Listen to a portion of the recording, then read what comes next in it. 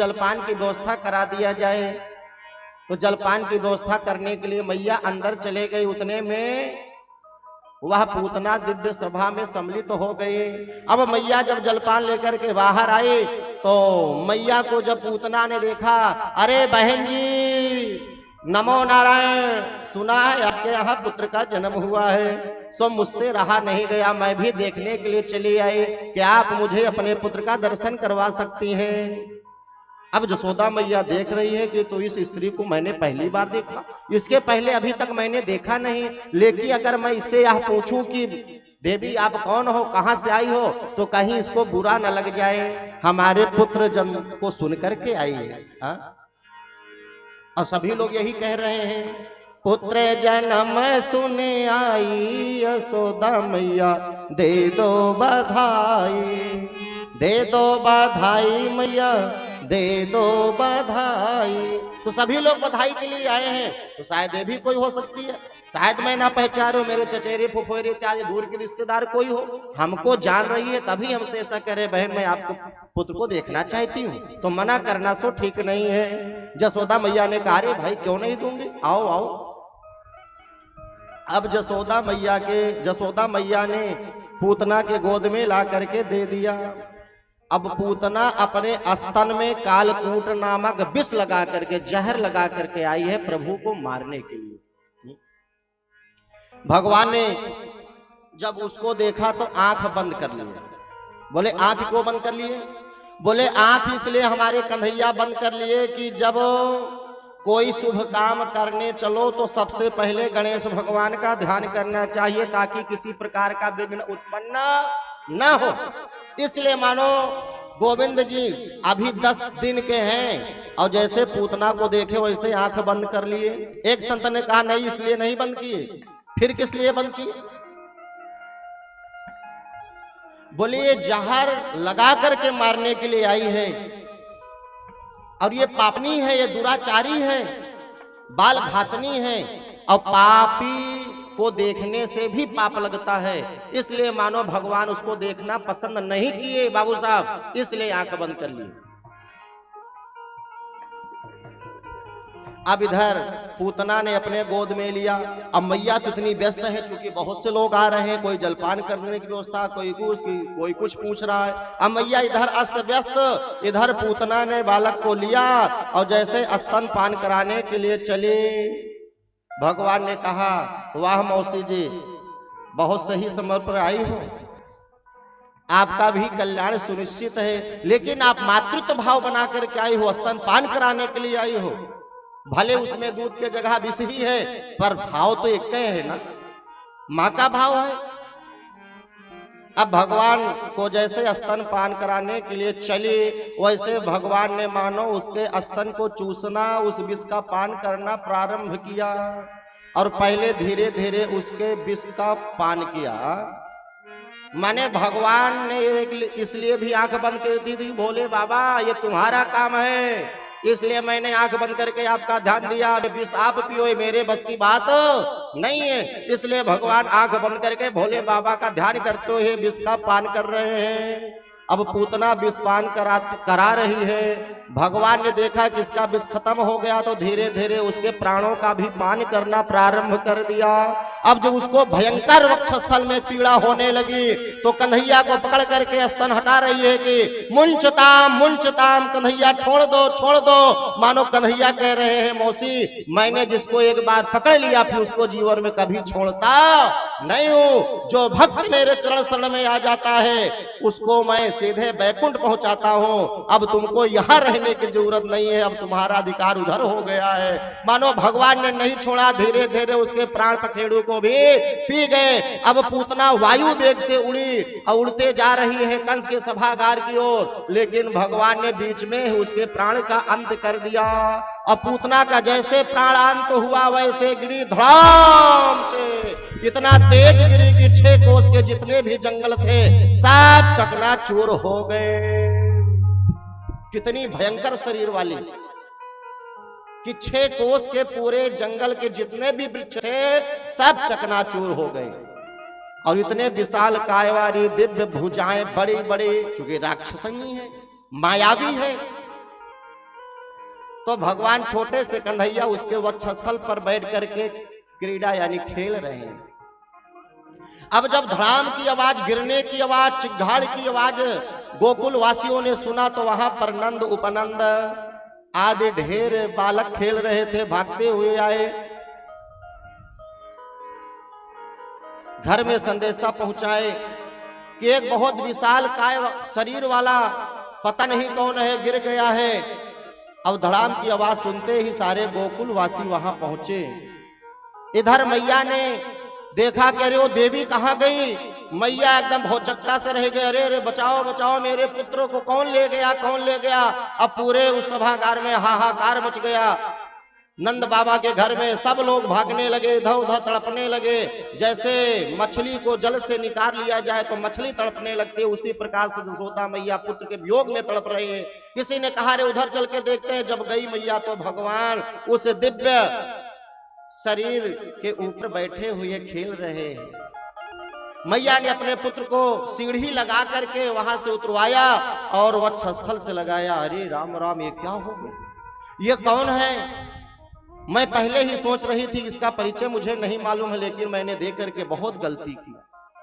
इसलिए जब आपके यहाँ कोई आए तो थोड़ा सा कुछ परिचय हो तभी उसको अपने यहाँ अंदर आने दीजिए। नहीं ना जाने आपका भेद लेने के लिए कौन आ गया हो।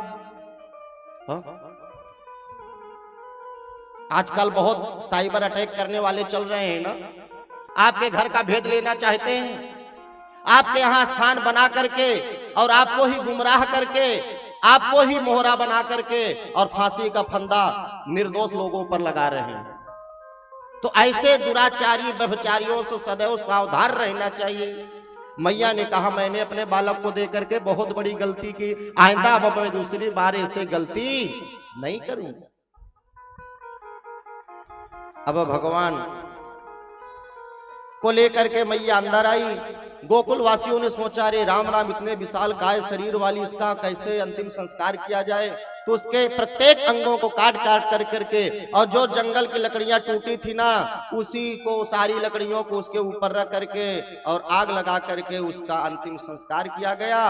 और जब उसकी देह जलने लगी तो मानो उसके देह से दिव्य वायु का, सुगंध का वायु प्रवाह चलने लगा। बोले जब दुष्ट आत्मा है तो उसके देह से इतनी सुगंध क्यों आ रही है। बोले भगवान ने जिसको पकड़ लिया है वो हमेशा सुगंधित ही हो जाता है, उसके सारे पाप ताप संताप भस्मीभूत हो जाते हैं और वह जग में चमकने लगता है, सुगंधित हो जाता है। अब मैया गौ माता के पूंछ से गंगा जल पंचगव्य से स्नान कराते हैं। गौमूत्र, गौ गोबर, गाय का घी, गाय का दूध और गाय का दही, इसे पंचगव्य कहते हैं। पंचगव्य किसी दुष्ट आत्मा को भी पिला दिया जाए तो उसके भी पाप समाप्त हो जाते हैं। इसीलिए गौ माता के पंचगव्य को जरूर पीना चाहिए। हाँ? और मैया पंचगव्य से स्नान करा करके और गाय के पूंछ से झाड़ा लगाते हुए ब्राह्मण को बुला करके मंत्र पढ़वा रही है कि राक्षसी ने हमारे पुत्र को छुआ है तो इसको पहले पवित्र करवाया जाए, बाह्य आभ्यंतरा शुचि अंदर बाहर दोनों से शुद्धता करवाई जाए। तो इंद्रियाणि ऋषिकेश प्राणानि नारायणो अवतु अश्वेत दीप पतिश्चित्तम मनो योगेश्वरो अवतु। ये भागवत का श्लोक है, 10वें स्कंद के 6वें अध्याय का 24वां श्लोक है, ध्यान दीजिएगा। इस मंत्र को पढ़ करके और गाय के पूंछ से बालक को झाड़ा लगा दिया जाए तो कितना भी टोना टोटका हुआ उस बालक के ऊपर, वह बालक एकदम सही हो जाएगा, स्वस्थ हो जाएगा। ये भागवत का बहुत पुनीत श्लोक है। आगे हमारे जसोदा मैया, चूंकि अभी आनंद महोत्सव तो चल ही रहा है, काफी लोग आ रहे हैं, बड़े दिनों के बाद पुत्र रत्न की प्राप्ति हुई है। तो एक दिन मैया पालने में लेटा करके कन्हैया को और कुछ औरतों के साथ बैठ करके सखियों के साथ दिव्य सोहर इत्यादि चल रहे हैं और बड़े धूमधाम के साथ माताएं सोहर गा रही हैं। चंदा के जैसी है सुंदर सुरतिया, झिलमिल सितारों की चमके बतिया, नौका की जैसी है अखियां, राधा रमण की नजरिया, राधा रमण की नजरिया। आज माँ यशोदा कन्हैया को कजरा लगा दिया, नैनों से सजा दिया और बार बार मुख चूम रही और कह रही, चंदा की जैसी सुंदर सुरतिया, झिलमिल सितारों सी चमके बतिया, नौका की जैसी है अखियां, राधा रमण की नजरिया,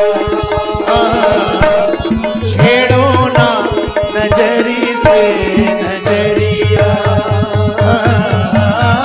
छेड़ो ना नजरी से, तेरा मुखड़ा निहारूं निहारूं की हर अंगना में मुरली की बाजे से, तेरे केसों में जुगनू सजाऊंगी हर दम, राधा रमण मेरो राधा रमण, राधा रमण मेरो राधा रमण, ले लूं मैं तुम्हारी गलैया, राधा रमण की नजरिया, ओ राधा रमण की, रामा जमुना किनारे मथुरा नगरिया, तो पर में सुहावन, तो पर में सुहावन। सभी सखियां सोहर गा रही हैं, जहाँ जन्म है श्री भगवान, जगत कुल तारन, जगत कुल तारन हो, रामा ब्रज में है मुना नगरिया, तो पर में सुहावन, तो पर में सुहावन हो,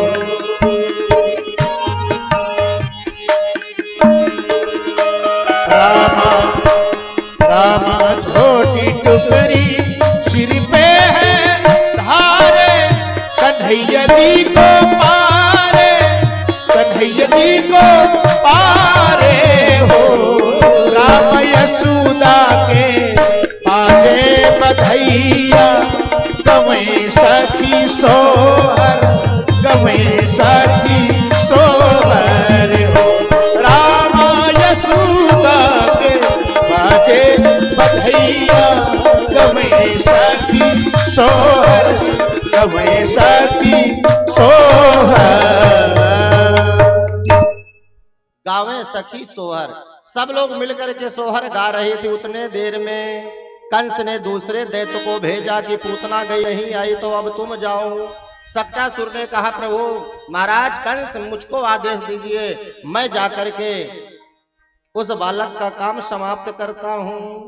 अब सक्टासुर आया, इधर माताएं बैठ करके सोहर गा रहे, कन्हैया को पलना में लेटाए हुए हैं।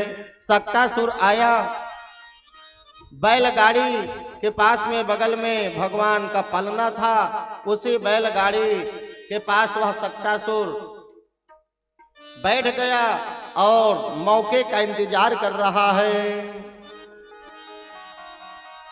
इधर माताओं को जब देखा कि सब अपने अपने में मस्त हैं, तो सक्टासुर जैसे वार करना चाहा, भगवान के नजदीक आया।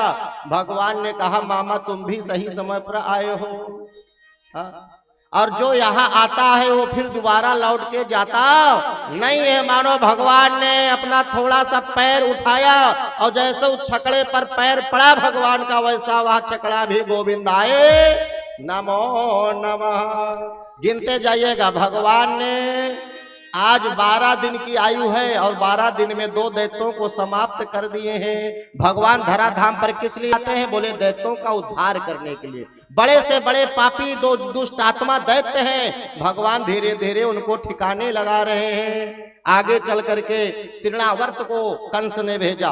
तृणावर्त जो वायु के वेग में चलता है, जिसको हम लोग कहते हैं क्या? बवंडर, जो उसकी शरीर दिखती नहीं, हवा के रूप में चलता है। तृणावर्त ने कहा महाराज एक बार मुझे भेज करके देखिए, मैं उसको अपने वायु वेग के द्वारा उड़ा करके आपके सामने ला करके उसका वध करूंगा। कंस ने कहा जाओ ठीक है, मैं तुमको भेजता हूं।